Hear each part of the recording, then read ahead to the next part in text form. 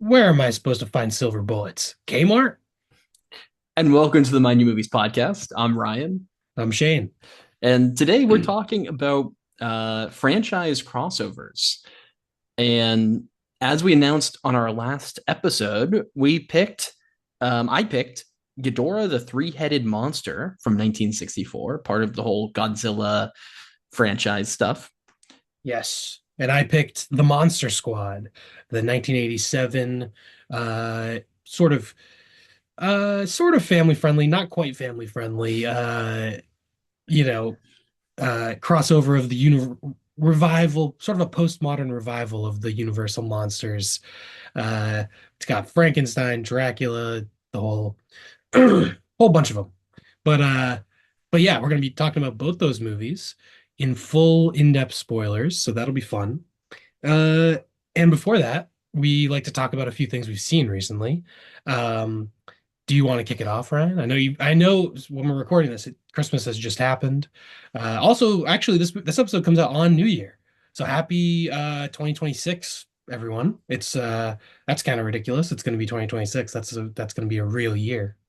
Yeah, that Well, is crazy. Yeah, that's funny. This is our first episode in 2026, technically. I mean, yeah.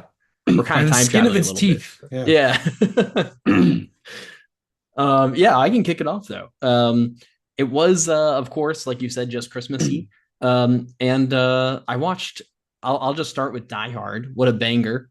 One that we didn't mention on our Christmas episode that we just had. Mm, Um, yeah. and I mean, it's a classic. It's iconic. There's, you can say whatever you want about how Christmassy the movie is, but hey, it's badass and fun. So uh, Yeah. yeah. It's So definitely a Christmas movie. yes, It's just not my favorite. That's why I wasn't on there. I'm not that big of a Die Hard guy. I know it's kind of crazy, but I've seen it a couple times, and I'm always, I don't know. I don't know. There are some movies that are so beloved that it's yeah, like, am I just wrong? But then I'll watch it. I've seen it at least twice, and I'm like, doesn't really doesn't really do much for me. But yeah. maybe that's also me taking it for granted. I don't know. Yeah. It is always hard with some of those like classic movies too, where it's like how much of this is how much of this maybe influenced stuff that I do like, and do I just take for granted that it exists and stuff? But Hmm. it is one that certainly like lives on in pop culture quite heavily, and for that alone, I applaud it. And it's a lot of fun. I enjoy the movie quite a lot. I've seen it Nice. before, but it was on my. I haven't watched it around Christmas time. I think ever. So it Hmm. was kind of fun to watch at Christmas time, and Yeah, I've actually don't think I've ever watched it around Christmas. So maybe that would improve it. But yeah, I watched two Christmas movies. Uh Both of them were ones I had never seen before. Uh Christmas with the Cranks is the first oh one, yeah, and also Four Christmases. With oh Four Christmases with uh I was gonna say the wrong person's name, Reese Witherspoon. I was gonna say Renee Zellweger, and I was like, that's not right. hmm. Reese Witherspoon and Vince Vaughn. And they're kind of both assholes, and then their families are assholes, and then at the end of the movie they're like slightly less assholes. It's okay. It's not that Yeah. good. I didn't really like it. It was fine. If your family throws it on around Christmas, you could do worse, but ultimately it's not one that I feel like you really need to seek out. I will say, probably the funniest part was John Favreau plays one of Vince Vaughn's brothers, and he was pretty funny. So, yeah. Yeah, funny. Both those movies, I think I watched last year, and Oh, I think pretty similar that they were kind of mid, but maybe even I slightly below mid for me. But they I were also actually whatever. I liked Christmas with the Cranks. Oh, okay, Christmas with the Cranks was actually pretty funny. nice. Tim Allen being cranky about Christmas, funny. Very funny. For some reason, these people they choose to like go on vacation for Christmas, and the whole neighborhood like freaks out. They're throwing everyone's in a tizzy Yeah, about them not putting up their snowman. But also Tim Allen is just weirdly not like Like you could just get a tree. It's not like you can't go on the vacation if you just get put out the fucking snowman or whatever. Some compromise would have been fine. But I just liked that it was just, a studio comedy, an enjoyable little movie. Uh I don't know. I think I found it funnier than Four Christmases and then maybe slightly less formulaic. Like Four Christmases is like just so like down the middle, pretty bland. And I also watched Christmas with the Cranks like pretty much right after watching Four Christmases, so it may have been a little bit of a uh oh well, this is better than Four Christmases, so it had a little bit of a bump from that. Yeah. But again, not a classic, not on our last top five episode. Neither of these movies would have made my top five. So I don't think you don't have to seek them out. But I will say, Christmas with the Cranks, if you're looking for sort of a movie, you could throw it on in the background. You could throw it on while you're decorating a tree. You could do it while you're wrapping presents, put it on. You'll laugh, I think. And it's a pretty enjoyable little movie, I think. Nice. And there's some wacky Um, stuff that happens. it definitely has some wacky stuff in it. So, Yeah. yeah, it's got actually one other movie I watched, which I think Christmas with the Cranks maybe tries to invoke some of the goofiness from, but it's a National Lampoon's Christmas Vacation, which is kind of it's an iconic or a not iconic, but like a ritual, I guess, for my fiance's family to watch this one every Christmas year, Ah, Christmas season. And so it wasn't really on my top five list, but it's kind of becoming on there. I think I can see this, it's kind of becoming part of my like Christmas rituals. And so it's pretty awesome. I think the last time I watched it, I was like, hey, that was pretty funny. But watching it again, it's one of those movies where the bits get better and you're able to grab onto more of the jokes and it's very quotable and all this stuff. So I had a lot more fun this time around than before. interesting. I watched National Lampoon's Christmas Vacation maybe a few years ago for the first time. Did not like it. Mm, Didn't do anything for me. Kind of disliked it. I think maybe Chevy Chase's character. I just didn't. I don't really remember. This was years ago. I don't remember. It's not like I have a yeah. fully formed opinion about it. But I remember like disliking the movie. Yeah. I think last time I watched it was my first time, and I think I didn't dislike it, but I definitely was like, yeah, that was okay. Um, and something about this time really hit. I think part of it too is parts of it feel like a live action cartoon, kind of not as violent of a cartoon as Home Alone 2 that we talked about Mm. last week, but like they get this gigantic Christmas tree. It literally it like completely evaporates a cat. There's like a small little electrical the cat like bites on a wire and it just completely evaporates from the electricity. Like it's just gone. It's just a seared mark on the carpet. And it's like very cartoony at Uh, times like that. And and I think I think I appreciated a lot of that stuff a little bit more this time. I think the first time I also expected it maybe to be a little more like serious, or maybe not even serious, but more like grounded. And it definitely is not grounded. So I think mm. going in with that expectation helped me this time. But Hmm. Yeah. All right. Yeah. Guess it's just rubbed me Christmas, the wrong way. Christmas. yeah, Is that's all that right. any other Christmas movies? I got two non-Christmas movies I I've wanted to got one mention. more quick little Christmas thing, which is 1948 Rudolph the Red-Nosed Reindeer, which is an 8 minute short with all hand drawn everything, um, and it's short. I think it's very much worth watching. It takes you 8 minutes, and you know what? This comes out on New Year's.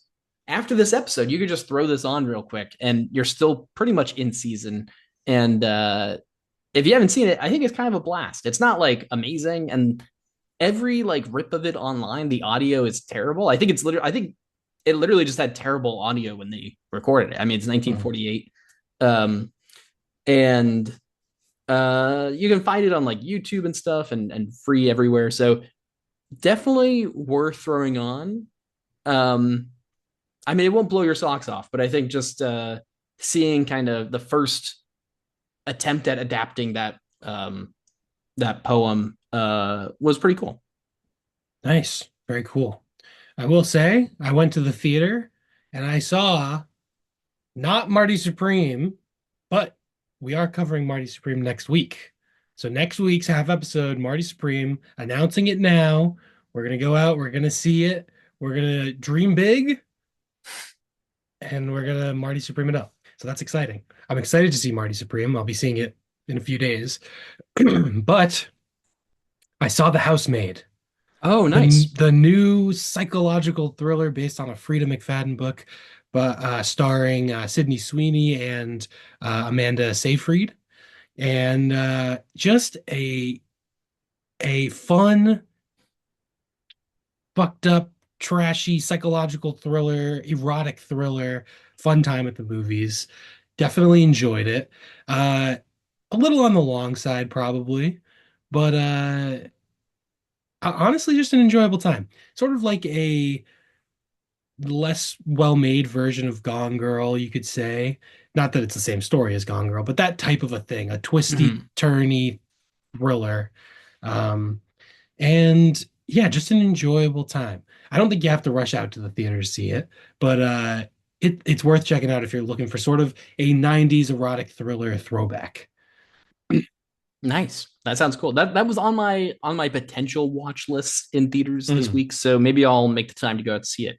I kind of the length was kind of what threw me off, so I was kind of like, because I think it's like a tad It, over 2 hours, and I was like, nah, I don't know. But a if little bit. you're endorsing it, I'll take your word for it.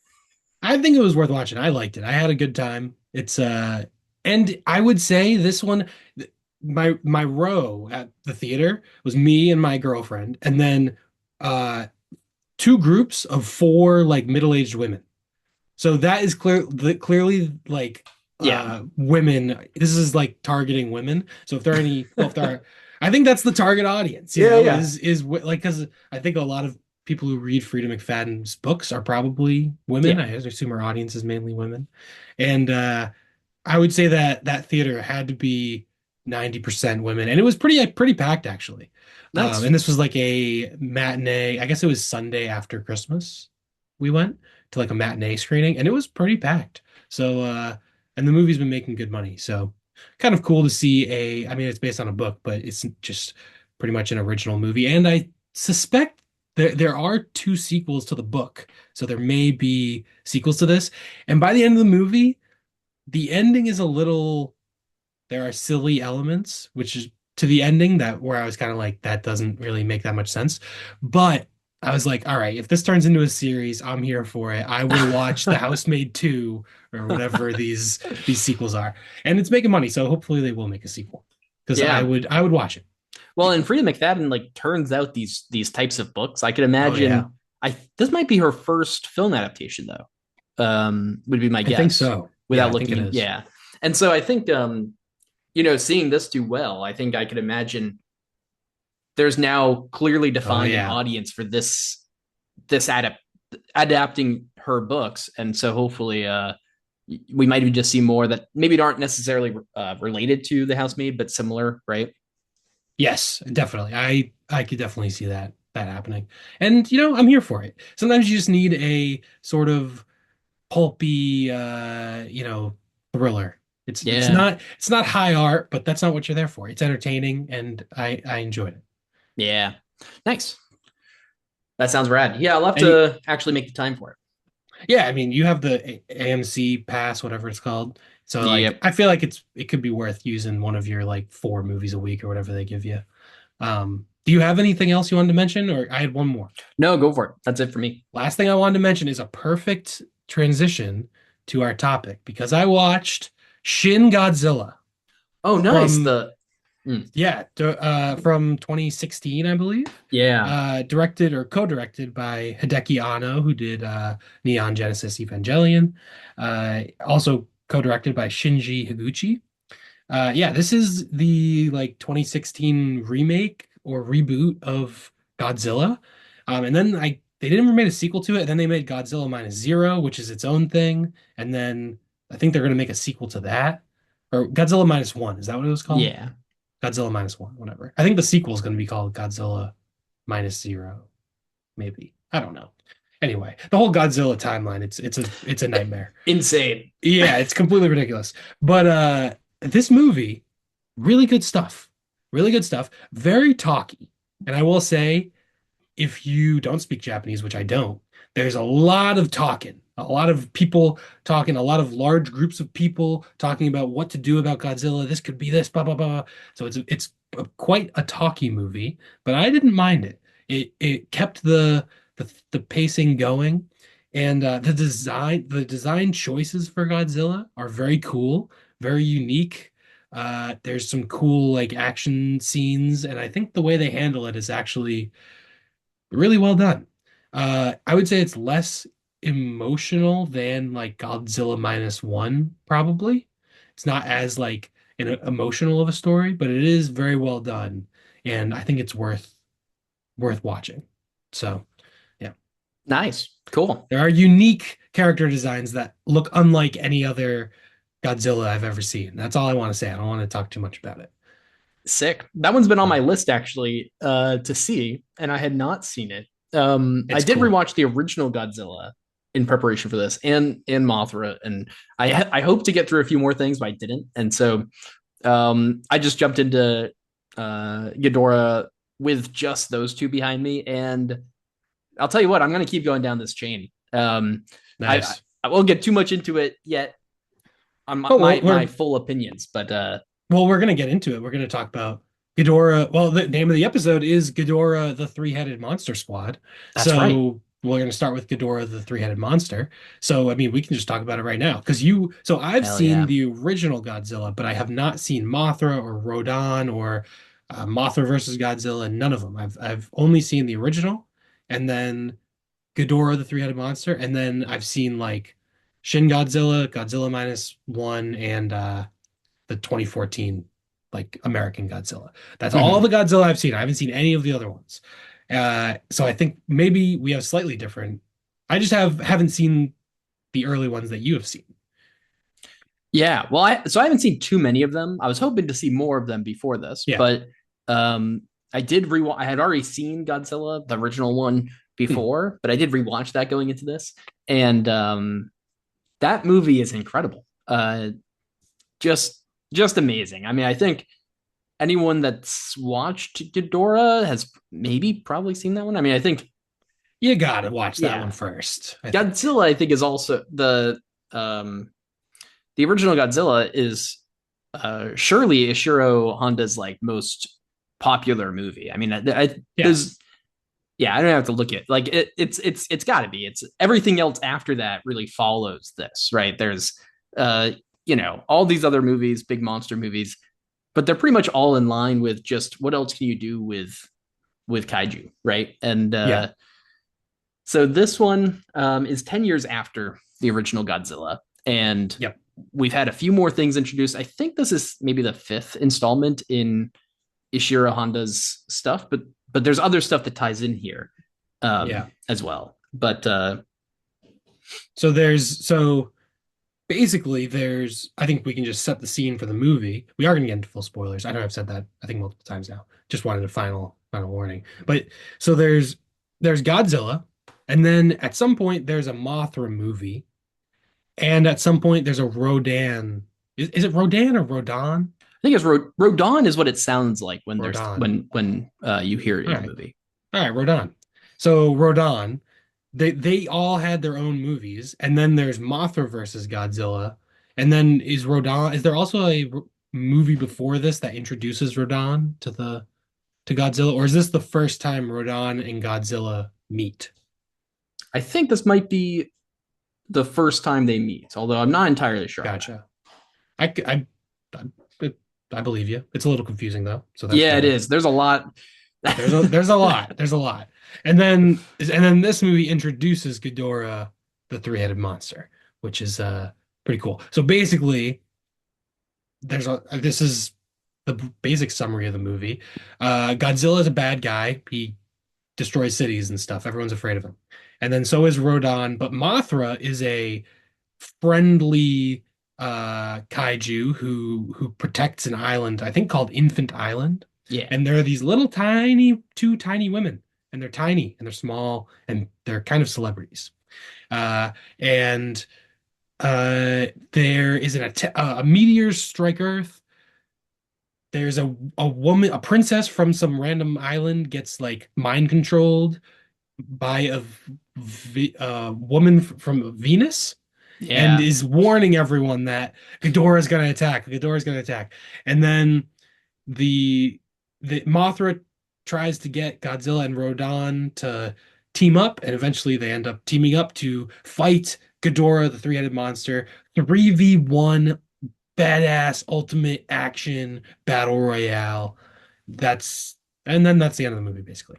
Uh, so yeah, that's the movie, but it takes a while to get there.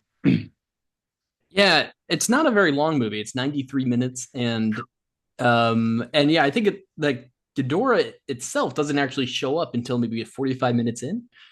Yeah, something like that. I think more than that because Mm. I have it written down, but I'll have to actually find where I have my notes. But there, God, there's really not an action scene until Godzilla attacks a ship at 40 minutes, and it's basically just Godzilla breathes fire out of his mouth, burns a ship, and that's it. And that's at 40 minutes. Uh, and then at we see Ghidorah like come out of the volcano or whatever at 54 minutes. So yeah, there's about an hour with almost nothing happening. Yeah. Well, I yep. struggled with the human aspect. I will say the very beginning of the movie, the opening credits, we've got the music, the Godzilla screams, there's the freeze frames and the opening credits, and I was like, okay, I'm here for this. Like, this is gonna be fun. And then it starts off. We got these people on like the roof of some building. They're looking for aliens.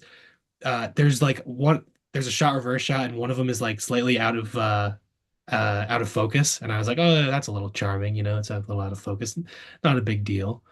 But I was still in, and then there's just scene after scene after scene of these humans that really are not interesting, just yapping, and it takes a while to get going.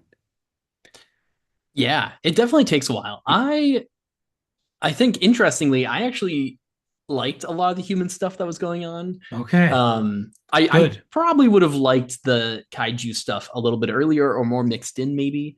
Um, Once the kaiju stuff started, I mean, there's so much to talk about there in a minute. But the human stuff, I Yeah. didn't really mind so much. I think um, for me, it did okay, like setting stuff up. But part of that might be Mothra is very much in a similar vein where actually the tiny uh the tiny women that are in this movie are also in the Yes. Mothra movie, and they're Right. big components to that. And a lot of Mothra is really just setting up what is going on, what's about to happen, and then Mothra worms its way over, right, as a larva, and and then cocoons itself for a little while, and then you get more human stuff, and then breaks out of the cocoon and everything. And so I think in a way, Mothra maybe prepared me for that. So I was kind of Yeah. between that and also, I mean, the original Godzilla too. There's a lot of talking, a lot of human stuff that I think is Yeah. the best done there. I think they do really well at setting up what's happening and also the allegory that's trying to build. I think Mothra was a little bit weaker in that. Um, and here I kind of felt like parts of it were goofy, like certainly very goofy, even with the human A stuff. lot. Oh Yeah. yeah, oh yeah. And once you get to the kaiju, it's awesome, Yes. amazing. But the human stuff, a lot of it's pretty goofy and kind of silly. And these movies take like a sharp, like the original Godzilla is so serious and sort of powerful in that way, right? Where it can be very serious and sort of emotional. And these are not. This is like, No. I think there is an allegory here, but I think that it's also just part of this is just having a lot of fun. You know, you just get to see these people are kind of going nuts, and nobody actually has any idea what to do, and nobody believes anybody. And the reporter setup though, where you have these reporters that are trying to figure out what's going on, that's Yeah. like pretty much exactly what happens in Mothra. And Nice. and Yeah, reporters feel like a common thing in this because they're like inquiring, asking questions. They can kind of run around. I feel like that's a common trope of the main characters being reporters in Yeah, like right. these type of monster movies. Yeah, and in a way, because the like government and everyone always feels very inept, right? Like they can't really do anything, so it's always up to like the reporters and sometimes the scientists, like in the original Godzilla and stuff. But the government, like they shoot all these rockets and nothing happens, right? It's like obviously in the original Godzilla, part of that is like just fighting this with like more and more violence is actually not doing anything. We need other ways to fight it, right? Um, in this one, I don't know if they're really trying for that. I think they're they're just there's just a lot of stuff going on, and there is. Yeah, I think one downfall is that there is kind of too many human characters, but I didn't really mind most of the stuff that was going on with the humans. Um, the the one thing is like the assassinate trying to assassinate the yeah, princess thing, and that continues into some of the kaiju stuff. And I was kind of like, yeah, all right, you know, yeah, I'm good. I get yeah. it. I I really did not care about any of the human stuff at all. I found it pretty tedious. Like Mm, there was like no tension in any of the movie, so I really found the most of it to be kind of a slog. Um, I will say I saw online that Toho Studio uh kind of rushed this production yeah. potentially because Redbeard, the Kurosawa movie, which came out in '65, was supposed to come out, I think, around Christmas maybe of '64, but it was I don't know if it was around Christmas. That might not be true. But it was supposed to come out in '64, and then the production ran long. I mean, Redbeard is like 3 hours long, so it got pushed to 1965, and they needed something to come out in '64. So I think they rushed this. And I feel like I can kind of feel it where it's like they're like, ah, just throw in this like mind controlled lady who's like warning people about what's going on. And like, I don't know. I mean, it I just all that stuff I just really did not enjoy. I will also say, as a caveat for this, I've seen the original Godzilla, I've seen the original King Kong. Honestly, neither of them did much for me. I watched Oh, them. I watched them. They're fine. They're of their time. I'm not saying they're bad, but they didn't really connect with me in any way. They bounced right off me. I just they it is what it is. So these movies just might not be for me. yeah, that's fair, right? I mean, I think like the original Godzilla, in my opinion, is like a masterpiece. It's like, you know, I instant haven't five seen stars for it. me. I haven't seen it in a long time, but when I did watch it, I just remember being like, eh, Mm, that was my reaction to it. Uh, yeah, so it might just not be a subgenre that's not for me, but yeah. certainly this one did not really do it any favors. It's clearly not as good as the original Godzilla. And once we get to the kaiju stuff, I mean, it's very silly. They're kicking little rocks at each other. They're like, Amazing. it's very silly. It's very silly. It, um, and to go with the also speaking of the kaiju's and the like rush production, it also sounded like they're just reusing the suits, right? Like Ghidorah was a new suit, of course, but I think they reused the other suits and you know, it was like, all right, we have these things. What can we do with them? Well, let's make one new monster and we'll just have the other three that we already have like fight it or something, you know? yeah, that makes Um, sense. and in a way, I think that could definitely fall flat, right? Like it's a rush production. You're not really creating too much new stuff for it. You're just kind of like, let's make the biggest thing that we can do, right? And ironically for me, that totally worked. I was like, yeah, honestly, that's all I need. There you go. But I could definitely see, I mean, like there's elements, especially in the beginning half, where like you said, there's a lot of stuff where it's like, yeah, you can see that they were probably just trying to like get some padding in there or something. Um, I will say that one of the things the early half does is uh, tries to set up like in Mothra and in Godzilla, and I'm sure more of these things too, but the two that I've seen um, tries to set up some sort of allegory for what's going on. And I was trying to like see. I think I don't. My opinion on what Ghidorah is supposed to represent is maybe different than what's out there. But I think it seems like Ghidorah maybe is supposed to represent like climate change or something. It is 1960s, so like this is like Hmm. But isn't there a part where they are talking about how warm it is, they are. Yes, they talk right? about it's like January and it's warm, right? Yeah, yeah. And there's like volcanoes and like storm like electric storms and stuff like going off all the time. And they're trying to figure out what's going on. And they literally say Earth will be destroyed if we carry on like this at one point. Hmm. And people are like studying this massive meteorite that collided with Earth, and they're like recording data, but nobody ever does anything about it. They have no idea what to do, right? They're just like, let's collect data. It starts like it becomes magnetized again, and they're all like, oh, quick, grab the tools, like figure out, how strong is the magnetic thing. And it's like that is kind of what happens with climate change. People are like, oh, let's study it. Let's figure out, let's get numbers and data and stuff, right? And then like for that data and those data to actually be like useful and help Hmm. make a difference, like other people have to actually step in, and that never happens, right? Like Yeah.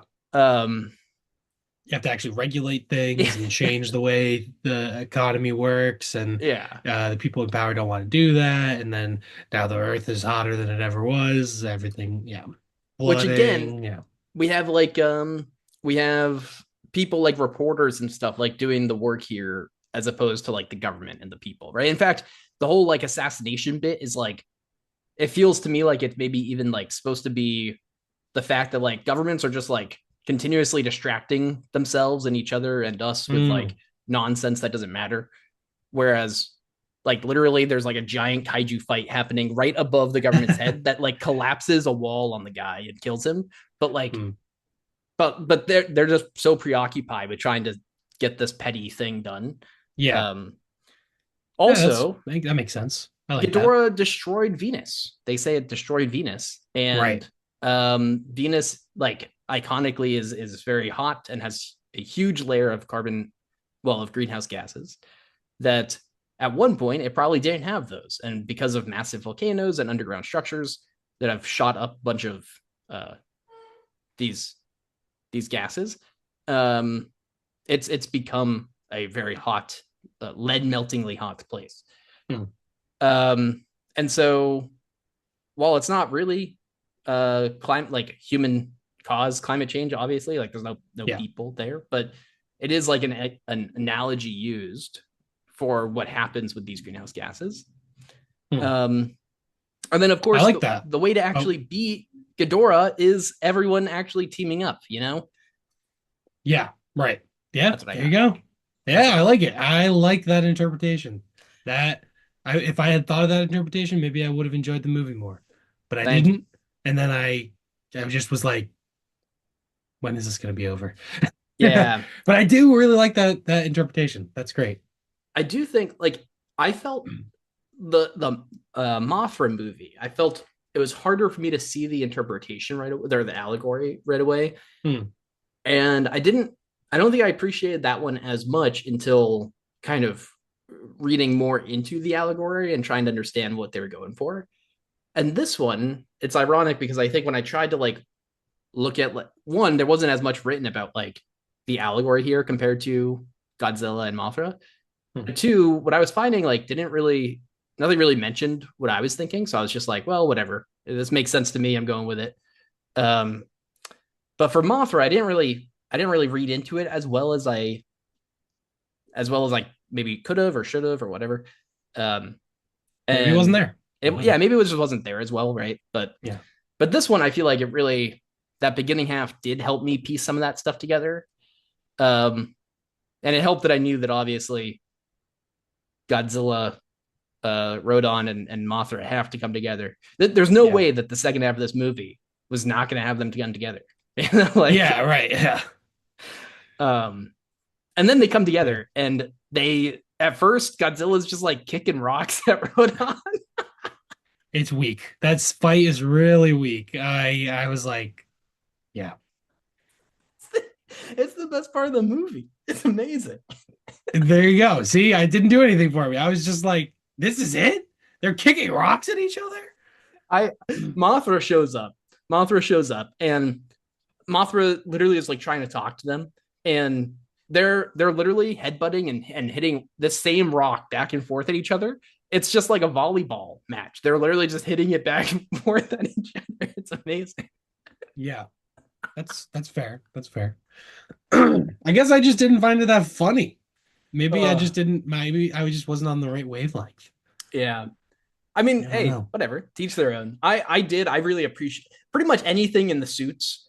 I was pretty much in for. Gotcha. Also, whoever was in, I know I saw somebody's credited for being in the Mothra suit, and they just like worm around or something. Like, Yeah, or they're just crawling. That's funny. awesome, awesome. I So did. it is so Mothra in the first Mothra movie, they mentioned there are two Mothras. So is the first Mothra killed and then this is like a second Mothra? Because I from what I understand, Mothra flies, right? Yeah, so Mothra But starts this as a is like larva. caterpillar. Right, right. Yeah, and goes into a cocoon and then comes out as the moth thing. And so my understanding is in Mothra versus Godzilla, we get a second version or something of Mothra. And unfortunately I didn't watch that one yet, but um so I think this maybe is that second one, and the first one either died during that movie or died in between. But Gotcha. Yeah, they um I think they said the first one died. yeah. I Yeah. was surprised this one never cocooned and came out. Um I know, that's what I was expecting. I was like, oh, this one's gonna yeah, I don't know. But didn't yeah. happen. Maybe the moth suit was not in workable condition. They were just like, Oh, maybe, yeah. we don't have the Yeah, time for maybe. that. Yeah. But what they do with Mothra in this, I loved. They're like, The there's one goop. point where Mothra's riding on Rodan, just shooting Oh yeah. webs. Yeah, it's like shooting, yeah, I guess webs. I like to call it goop. It was shooting goop all over Ghidorah. Yeah, and Yeah. also shoots goop on Godzilla and Rodan Oh while they're yeah. fighting. Yeah, while they're being like assholes. Yeah. Yeah, it's literally just like you guys need to chill. Yeah, Like right. here's some chill goop. Yeah. um, Yeah. Yeah, and then just I mean that whole sequence where they're fighting. There's one point where like Godzilla just runs up and hugs Ghidorah's three heads and just like Yes. wrestles with them, and it's just amazing. Yeah. It's very silly. It's Yeah, very silly for sure. I just didn't connect with it. But I think these movies just might not be for me. And I've always seen, oh, there's all the Godzilla movies. Seems like a lot of people really like them, kind of have a cult following. But there's so many of them, I kind of was never that yeah, interested in diving in, especially because I watched the original and kind of didn't really connect with it. So I was like, never really watched the sequels. So I'm glad I've seen this and I kind of can be like, all right, maybe these just aren't for me. I kind of want to check out maybe some of the 80s or 90s ones and like just maybe pop in some random ones. I was looking at like Godzilla versus Biolante or something like that. That like maybe I'll watch something like that and see if I like it. But I don't know. Not my favorite stuff. I think the, all the human stuff just kind of really stinks. yeah. I think that's like I mean, one thing also that we don't get in this one that I think is also part of why we get so much human stuff. We don't get very much city destruction. There's like when Mm, Godzilla first makes shore, right? He first comes to shore. He destroys a couple buildings, but then pretty much all the fight scenes here take place on this massive yeah. area with the volcano and the build and the mountains and stuff. Yeah. Um, and Kind of lame. yeah, and I assume most of that is because I mean, these miniatures are huge and take a ton of Yeah. time to build. And I mean, we call them miniatures, but there's like people in suits that are destroying them. It's not like they're like, you know, foot tall. They're like huge scale things.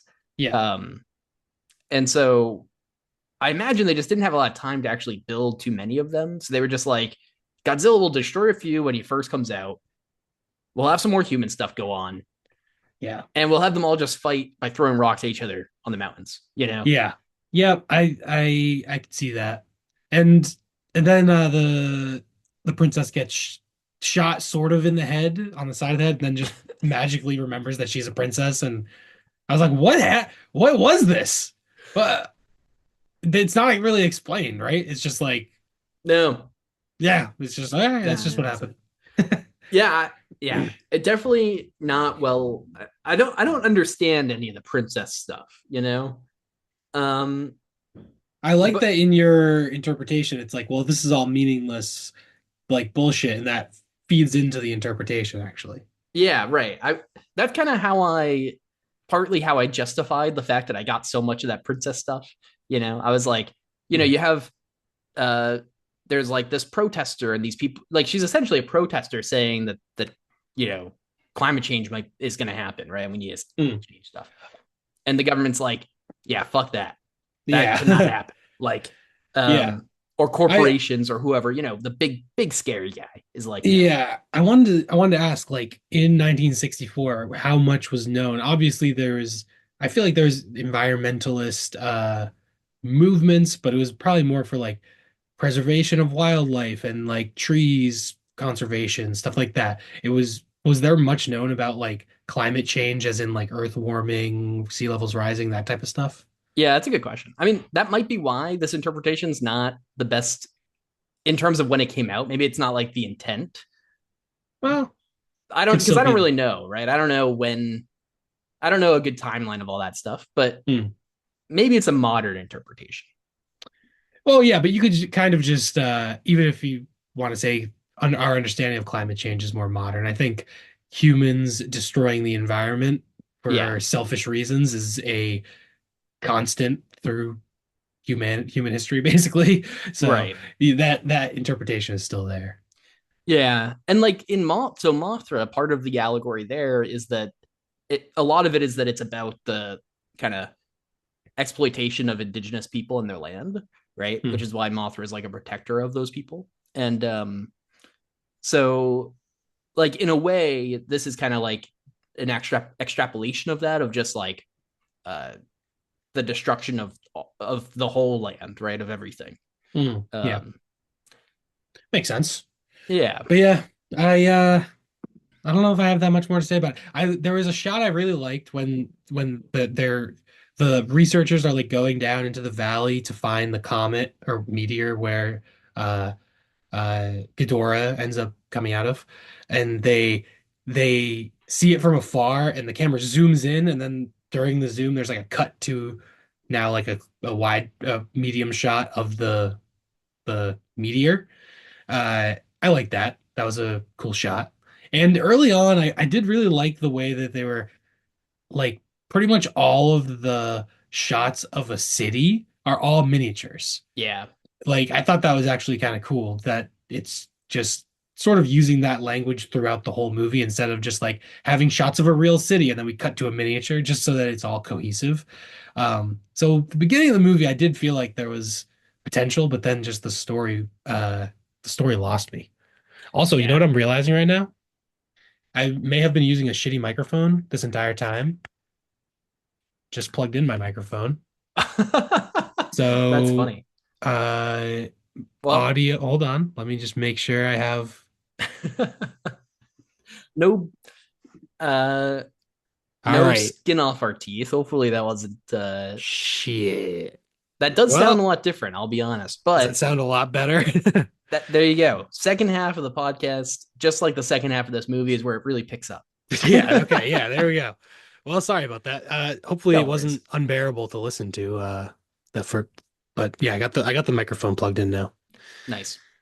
Um, but yeah, I can definitely see that. I mean, I think the plot and the lack of those miniatures in the second half is kind of my biggest gripes. But I think my interpretation helps out a little bit there. And I mean, really, one big thing that I have about the movie, maybe my biggest gripe with it is at the end, Ghidorah just kind of flies away. I was expecting something a little bit more climatic or explosive to happen. Um, he's from like outer space. I thought at least like have him fly into space, but he just kind of flew. I legit did not think that was going to be the end. I was like, all right, he's going to come down and like sumo slam on them or something from the atmosphere. Nope, he just is gone, which is Yeah. fine. And maybe I know he comes back, so maybe there's a more going on here, but also I was a little let down with that the end of the fight sequence. Yeah, that's fair. I agree. It was pretty anticlimactic. And then we cut to the princess right at the end, and she's like, "Oh, thank you for thank oh we forgot there's like the cop and his sister who's like a journalist, Yeah. and we're following them throughout the movie basically. Uh and yeah, she like thanks them, and then that's the end of the movie basically.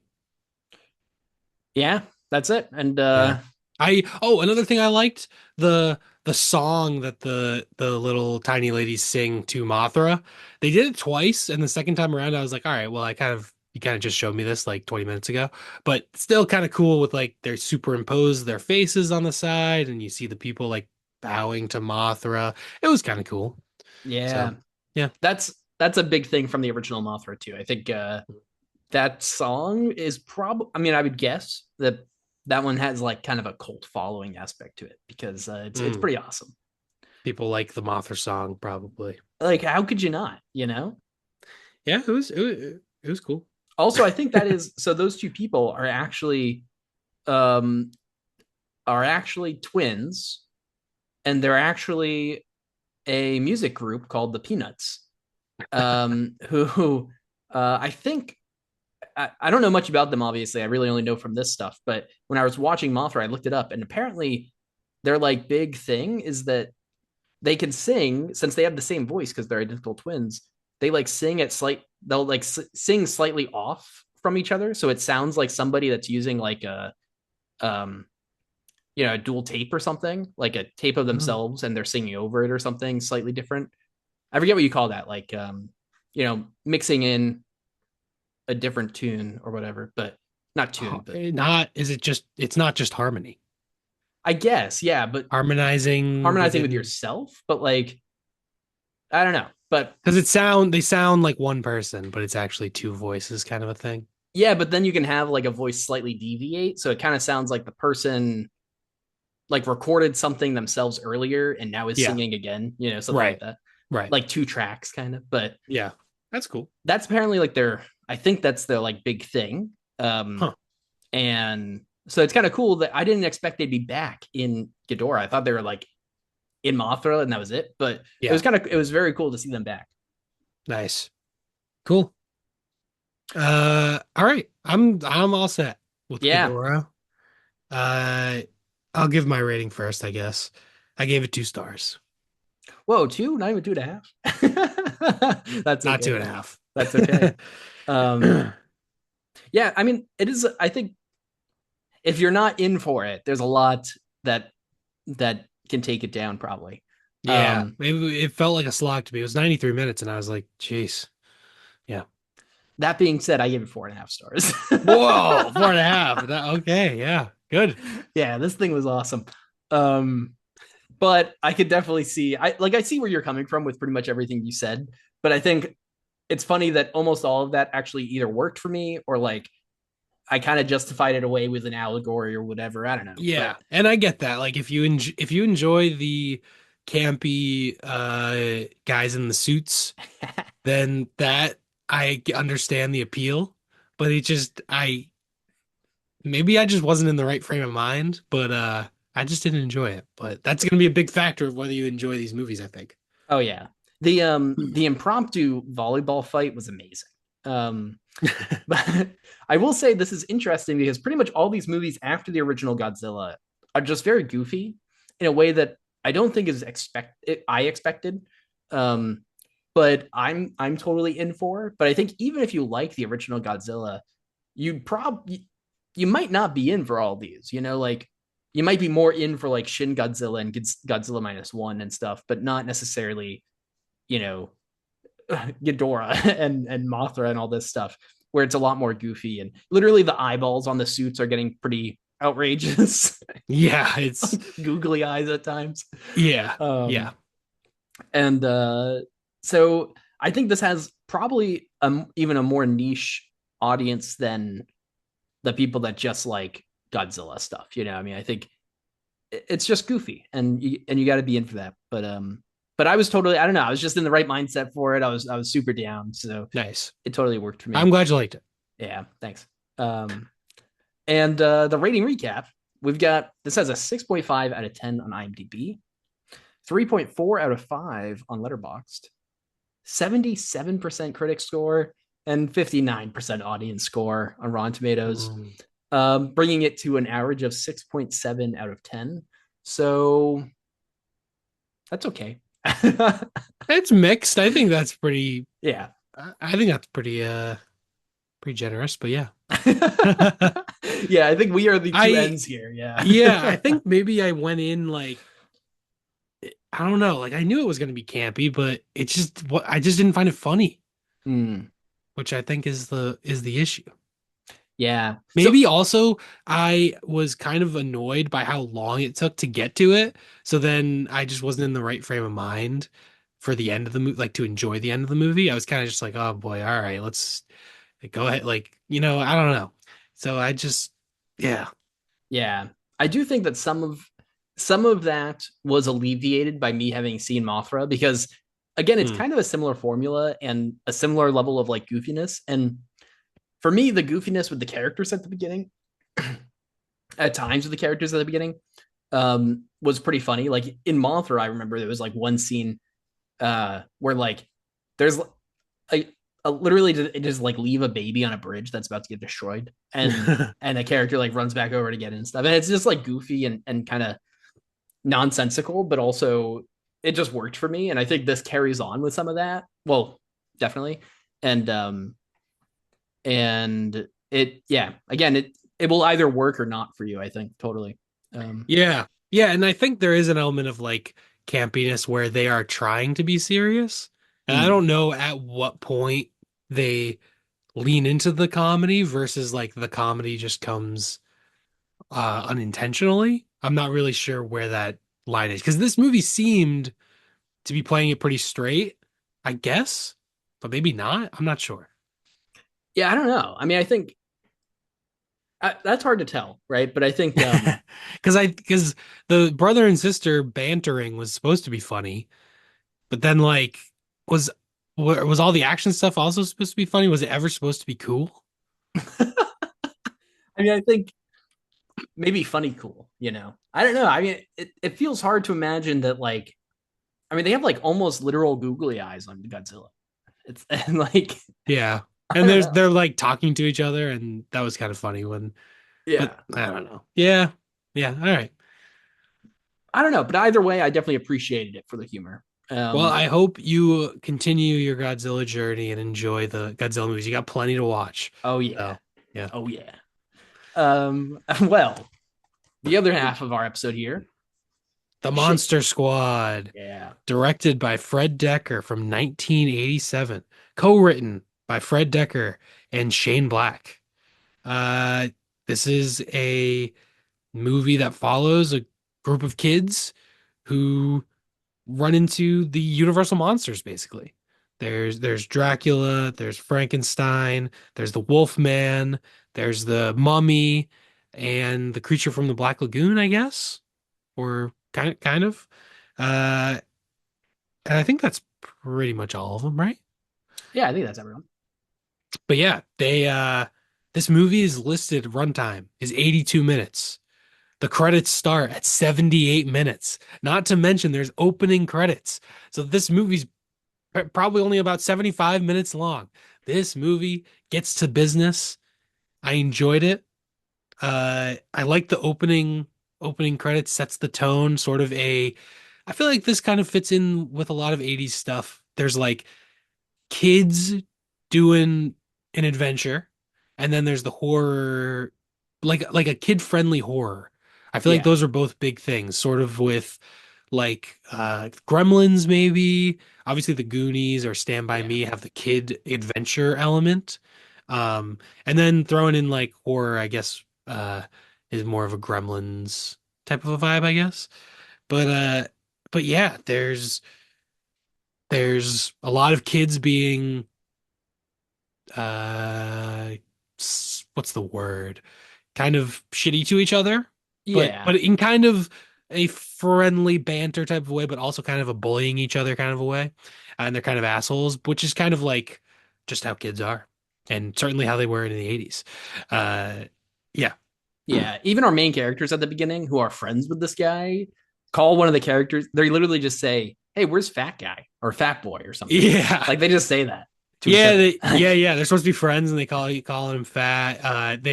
They call someone like gay or something, or a queer maybe, or something like that. Yeah, He bullies his sister, like his sister. He's like, "Oh, fuck you, like get out of here." But also, that's kind of how kids are. Kids are kind of shitty.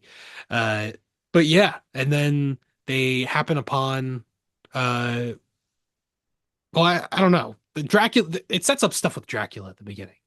Um, yeah, yeah. Like Dracula breaks breaks into somehow a like a fighter, not a fighter jet, but like a carrier jet that's yes, carrying Frankenstein's coffin, the yeah, coffin of the monster of Frankenstein. right. And he like can turn into a bat, which is kind of cool when he turns into a bat.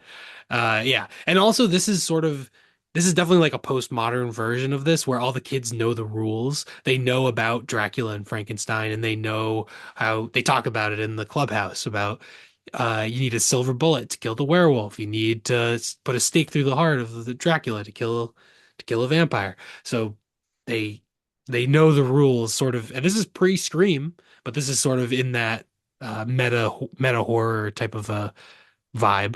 Uh, so yeah, I overall enjoyed the movie. Uh, didn't like not groundbreaking to me. If I had seen this when I was a kid, maybe I would have liked it more. Who knows?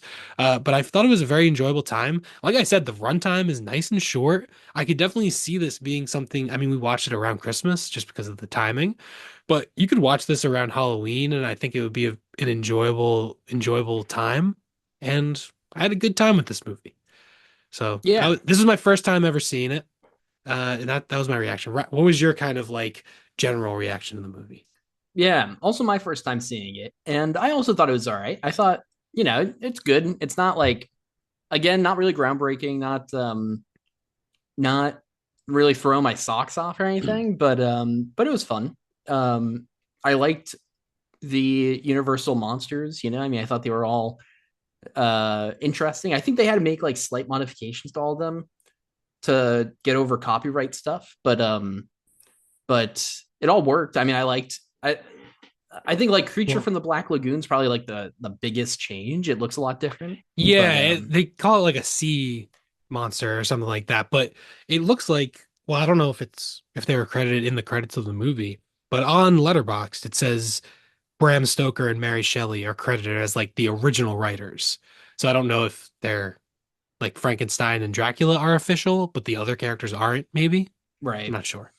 Um, yeah, which would make sense, I think, because like Creature from the Black Lagoon was a lot later, and you get like uh I get, because I think Creature from the Black Lagoon was like its own IP when Universal made it. I don't think there was a book or anything that it was based on. But I don't know. Mm, I could be wrong, yeah. but No, you could um, be right. I really don't know. but Yeah, interestingly, this is like when you go to the details on Letterboxd, it says Keith Barish Productions and Taft Entertainment Pictures. right. So this is like an independent movie. This is not a Universal movie, which is kind of cool.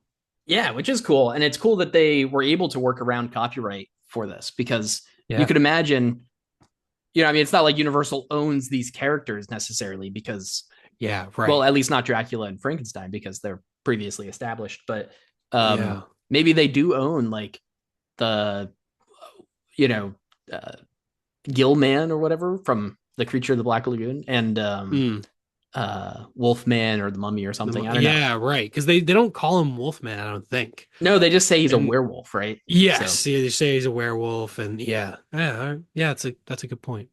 and I don't know I don't know about the Mummy. I don't know. I don't think they ever. I don't know. I mean, they say the Mummy, I think, but like, how do you can't I don't copyright even know if Mummy? they call it the Mummy, but yeah, Yeah.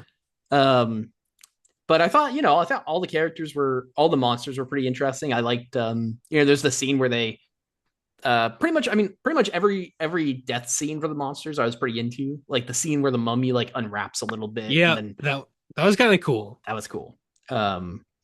The blowing up Wolfman, and then having to, and then he crawls himself back Yeah, together. Crazy. I yes, liked and that. they even like foreshadowed that of like how else could you kill a werewolf? And he says like, oh, like dynamite, just blow him up.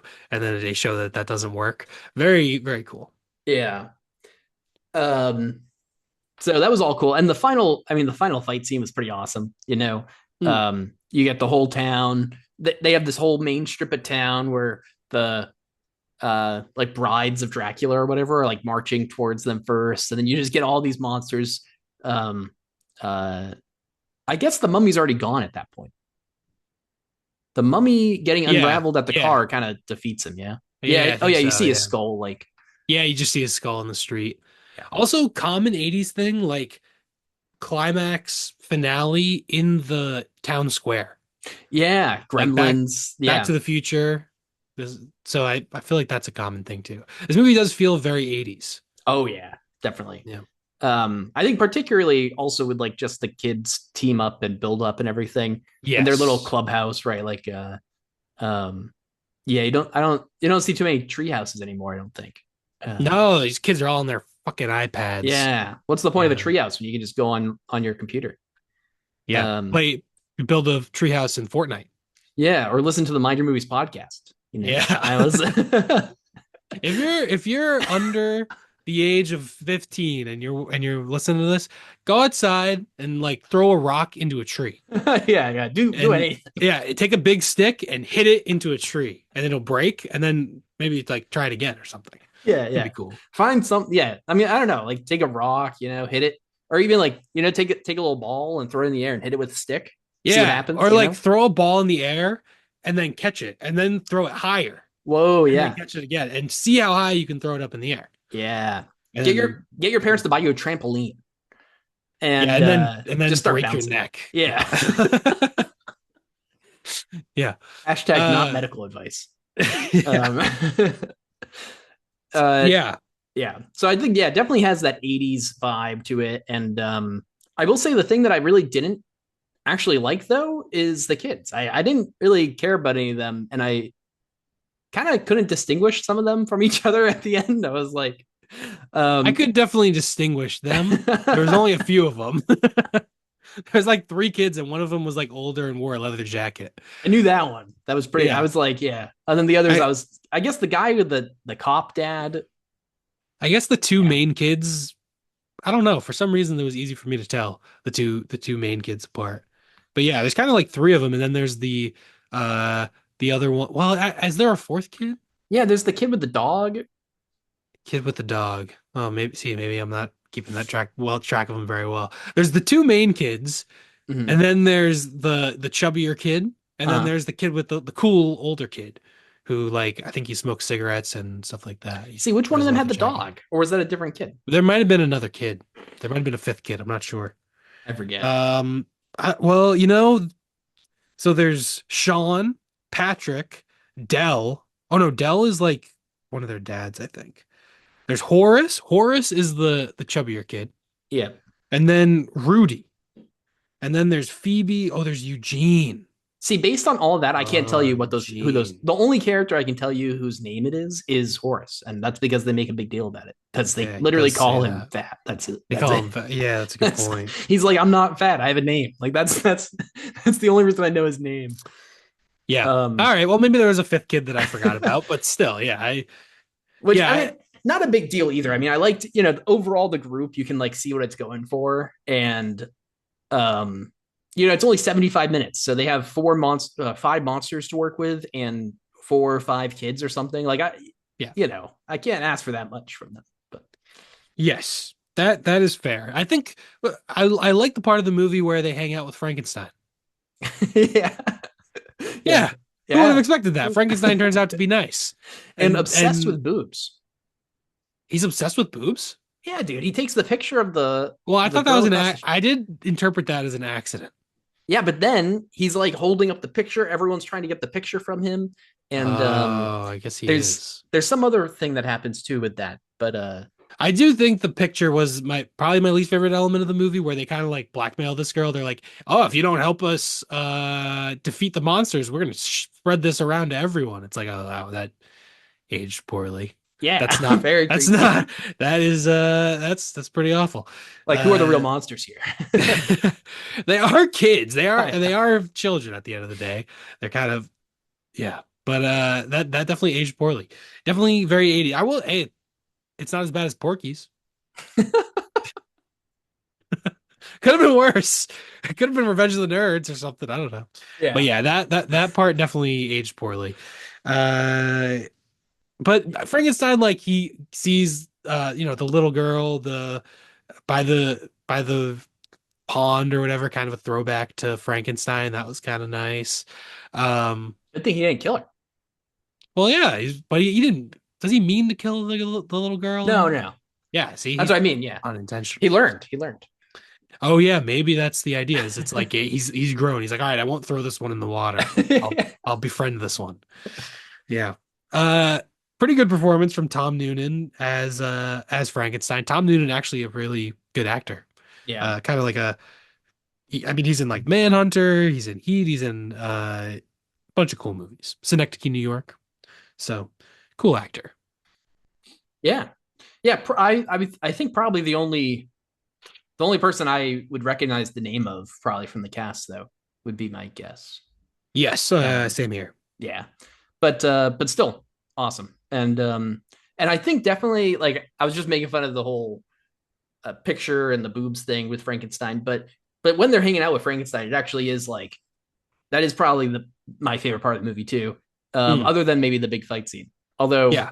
saying that, I mean, saying that it is tough because there's not that much that there's like three big things that happen in the movie and those are two of them, so Yeah, yeah. but I mean, I enjoyed the movie. yeah, I enjoy. I think also it being so short was just a real benefit to it. Like it didn't overstay its welcome at all, and it was just an enjoyable time for the most yeah, part. Obviously, there are the parts that have not aged well, and that is product of its time, and definitely written by a couple of dudes in the '80s.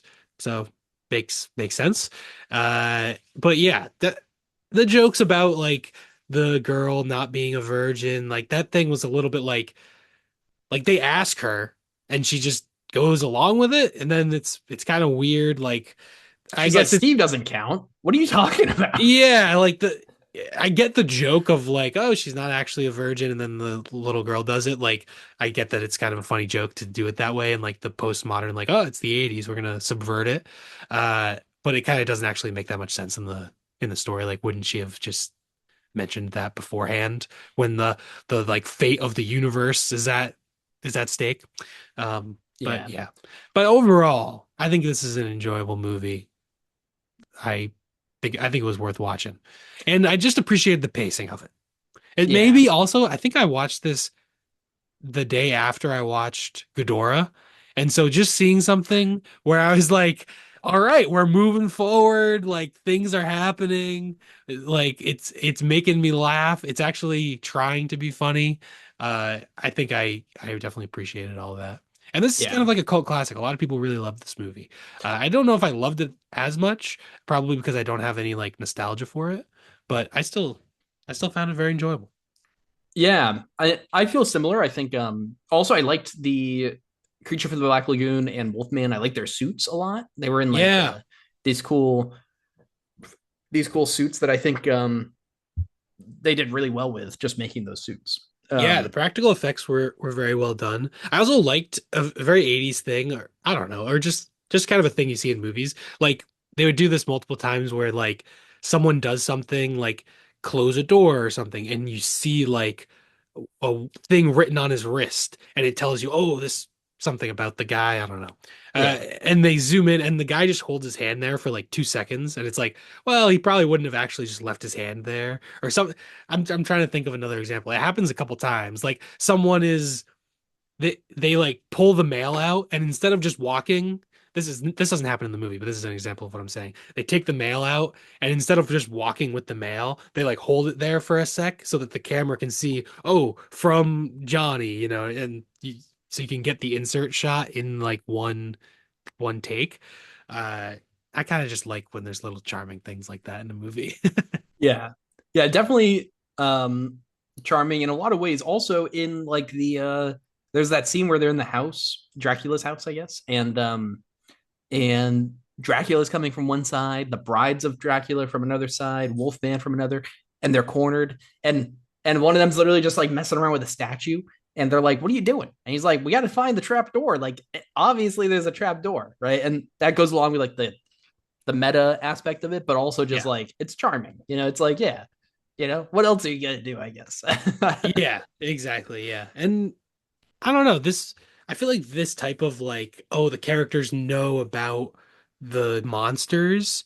I mean, this might have been kind of like an early originator of that thing that has become like so popular and kind of annoying to me. Like it's not really a vibe that I enjoy that much at this point. It feels like it's not everything, but like a lot of so many action movies and horror movies, like the characters are commenting on it. They have to throw in a little joke as like they're aware of Mhm. it.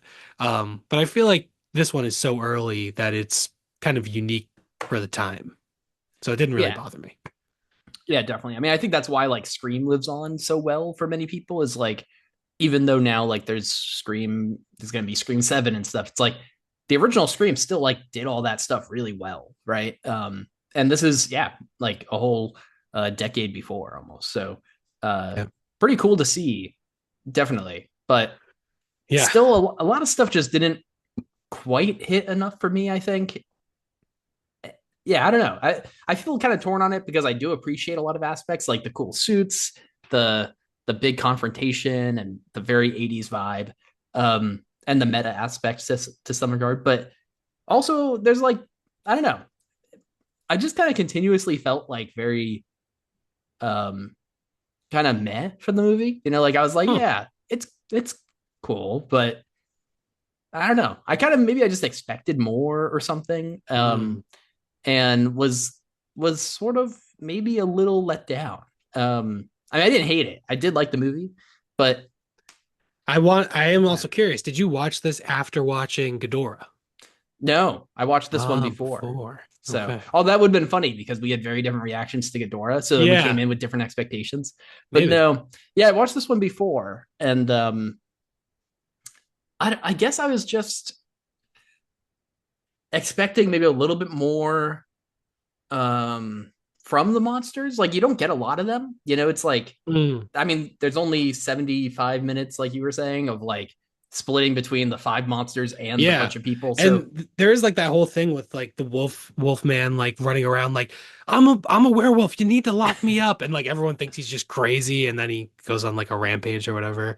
Like I kind of like that. And like it's almost like that could have been its own movie on its own, but it's just happening in the background here, like and our characters are involved. So I enjoyed yeah, that. The Mummy and the Creature from the Black Lagoon or whatever that is supposed to be. Those were probably the most underused. Except I guess the Mummy, they had the thing where it gets like it walks out of the museum. I found that funny when it walks out and they're like, what? Well, 2,000-year-old dead bodies don't just walk out, and then they cut and he's walking down the street. that That's was fun. funny. Yeah. Um, but yeah, definitely the creature from the Black Lagoon was so underused. Even you barely Yeah. see him at all. And then he climbs out of a sewer gate at the end and then gets shot for a shotgun and just dies. Yeah. There was nothing else to. That's it. That's Yeah, I guess he's a little underused, but hey, you know what? yeah. I I, appreciated the pacing regardless. yeah, and I mean, again, it's hard. It's like you're trying to fill in. You're trying to put five creatures in the movie all at once, and and I think that some people appreciate that you can do so much with that because they're already like developed characters and everything. But then some people like me, maybe I was like, well, I kind of wish I just got a little bit more from the creatures. That makes sense. Yeah, I get that. I don't know. I guess I just didn't mind that much. Yeah, I don't Yeah. know. I don't know. Nice. Just yeah, I enjoyed the Good. movie. Yeah, I mean, it's got a big cult following. So it's like Yeah, a lot of people, and I think maybe some of that, like you were saying too, is some of that nostalgia, maybe. yeah. I bet a lot of people watch this as a kid and just love it and have that personal connection to it. Like I said, this is my first time seeing it, so I didn't have that connection to it. But Yeah. yeah, Yeah, like the Goonies for me, like I would Mm, probably still love the Goonies if I watched it, and some of that probably is nostalgia. I mean, it's been a long time since I've seen it, mm. but like, I will say I talked about a couple movies I haven't seen in the Christmas episode. Never seen the Goonies. oh wow, Never huh, seen it. I watched ET for the first time. Just a lot of these 80s movies. Yeah, that was when I watched ET like a that's few months right. ago. That was my first time ever seeing ET. It's so Uh, good. yeah, ET was really good.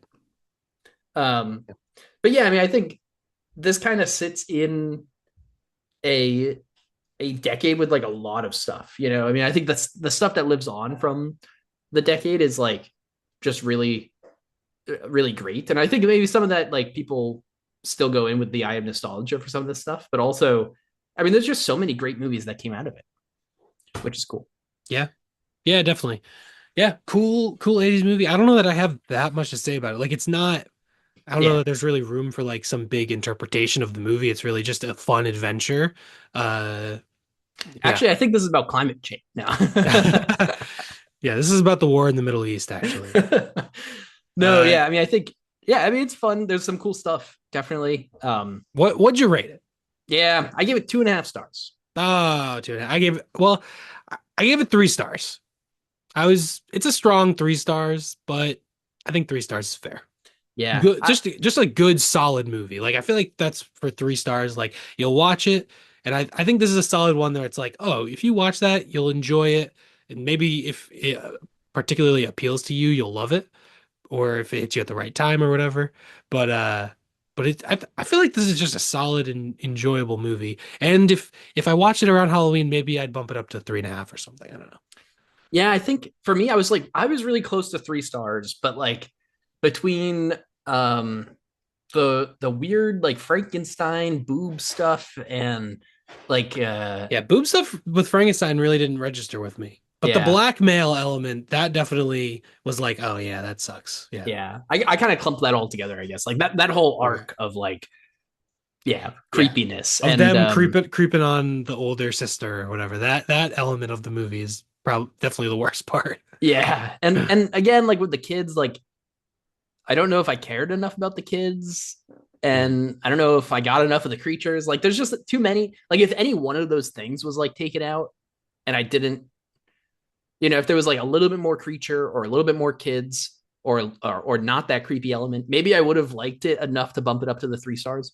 Or Mm. even if I just watched it, maybe like you said, like on Halloween, if it was more like the vibe of the moment. But Mm. going in And this time, I definitely felt a little underwhelmed. well, as the lover of short movies, this may be a prime example of a movie that could be longer in your opinion. Yes, actually, I think if this movie was like a sheer 90 minutes, right? You bump it up, maybe 15 minutes total, right? And you get 90 minutes of content here. You have a little bit more stuff going on with where I could differentiate the kids a little bit better, or I care more about them, or I get a little bit extra cool monster. You throw in like one little side arc with like uh the creature from the Black Lagoon, like yeah, I think this is a movie where it's almost a little bit too short for me. There you go. The rare, too Right. short for Ryan's taste. Wow. Because yeah, it's 82 minutes, but it's really like 78 minutes. I looked because the credits rolled, and I, I think actually I had to like, because I think I watched it on Max. I believe is that where it's streaming? Let me check. No, no, I watched. Oh, I think I watched it on Amazon Prime Video. Maybe. I don't know. But all these fucking streaming services, right when it ends, they're like, "Oh, do you want to watch fucking Love Island season Yeah. 1?" Or they recommend some other movie, and it's like, if you don't press a button in 10 seconds, then another thing's gonna play. Yeah, we're So gonna count it as you clicking on another thing. That way we can say that people have streamed, you I know. guess so, yeah. Yeah. Yeah, Anyway, garbage. try to hook you in. But yeah, I don't all right, yeah, cool. So yeah, I got the rating recap real quick though rating for this recap, one. So exactly. um this has got a 6.9 out of 10 on IMDb. Nice. Same as Ghidorah for the letterbox, 3.4 out of 5. And then 56% critic score and 78% audience score. So you got that cult Hmm. following there, which averages out to also 6.7 out of 10. So Oh funny. wow. These It's the exact same average. There you go. ended So up to I'm the same. really with the normies on this one. I'm with the audience score on Rotten Tomatoes.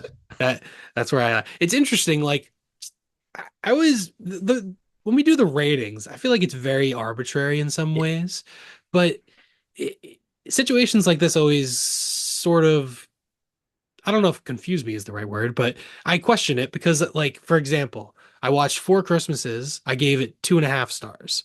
And I watched Christmas with the Cranks, I gave it 3 stars. So it's only a half star difference.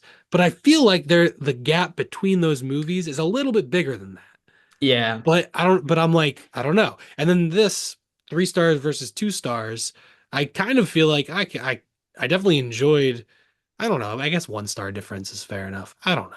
It's just weird when you try to definitely. compare that kind of stuff, and everyone take these ratings with a grain of salt. Oh, of course. I mean, if I looked at my other 2.5 star ratings, this is probably way better than some of them, you Hmm. know? And if I looked Could at my be, yeah. other, I mean, even just thinking about uh Ghidorah and the original Godzilla. The original Godzilla to me is a 5 star movie. And it doesn't feel like just a half star better than Ghidorah, you know? Mm. But I don't know, whatever. Today I said it is. So Yeah. Yeah, there you go. you know. Yeah, they're all very it's weird to try to rate stuff on, yeah, you only really have, nine options on Yeah. Letterboxd if you're gonna select one. So Yeah. Yeah, well, 9 options. 10 options. but you can't give it a 0 star, right? Is A that half. You get a half star. I'll tell you what, there's 10 options. All right. Now that we've cleared that up. All right. So that's it for Ghidorah the Three-Headed Monster Squad. that's it. We've All got right. next week, we've got Marty Supreme. So we'll be watching Marty that. We're pretty Supreme. excited to talk about that one next week on the podcast. And the week after, I'm picking the category right now. If you're on the YouTube, you can see I got the category cup right here. I'm closing my eyes. I'm probably blocking the camera so you can't tell that my eyes are closed, but I swear I'm not looking. I'm taking randomly.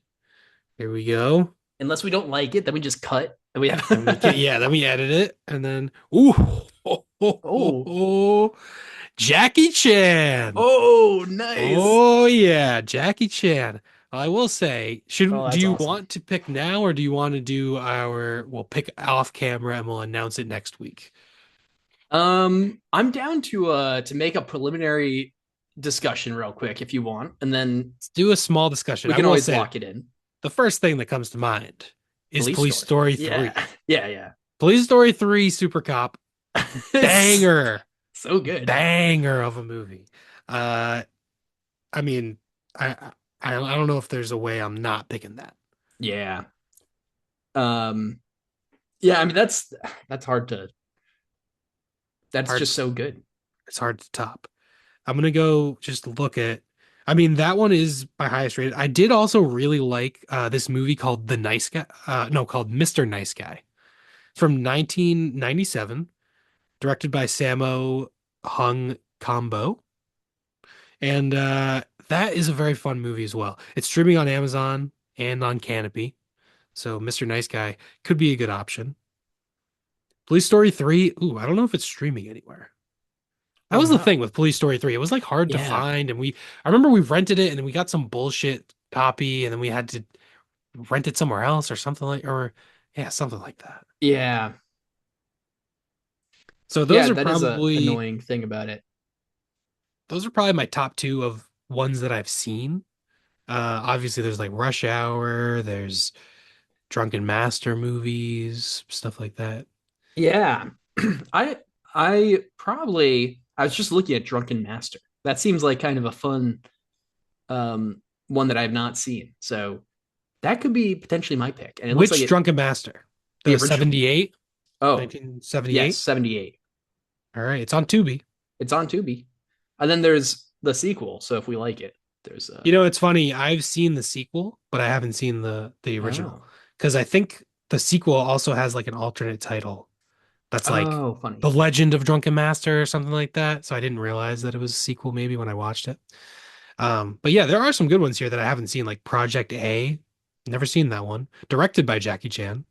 So that's cool. Yeah, he's also directed a bunch of movies. I think we'll Right. just go with movies that he stars in.